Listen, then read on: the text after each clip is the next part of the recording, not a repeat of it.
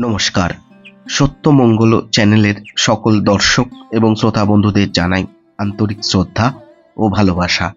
আজ আমরা এই ভিডিওর মাধ্যমে একটি অপূর্ব গল্প কাহিনীর কথা শুনব। গল্পটি বলেছেন স্বামী তুরীয়ানন্দজি মহারাজ। একবার একটি ভক্ত এক জায়গায় যাচ্ছিল। পথে একটি ডাকাতের হাতে পড়ে। শিব তার ইষ্ট দেবতা ছিলেন, তাই এই বিপদে পড়ে একান্ত মনে শিবকে ডাকতে লাগলো। খানিকক্ষণ বাদে কিন্তু তার সে ভাব চলে গেল এবং সে আত্মরক্ষার জন্যে একখানা ইট তুললে। এদিকে কৈলাসে হরপার্বতী পাশা খেলছিলেন।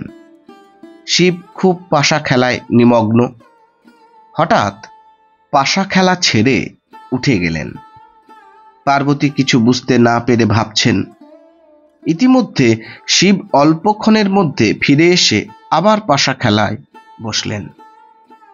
পার্বতী আশ্চর্য হয়ে তাকে জিজ্ঞাসা করলেন, প্রভু, আপনি হঠাৎ উঠে গেলেন, আবার তাড়াতাড়ি ফিরে এলেন, এর রহস্যটা আমি বুঝতে পারছি না।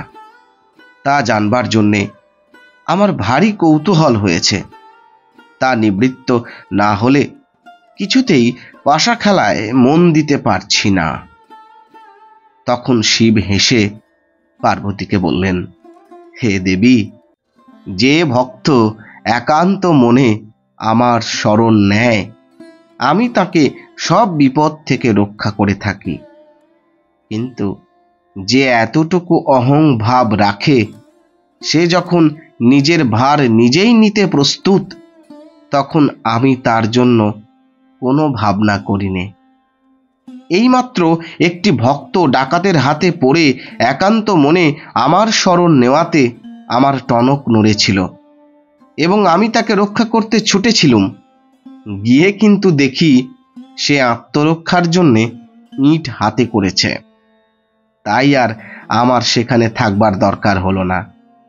বুঝলে তো, এতটুকু অহংভাব থাকলে চলবে না।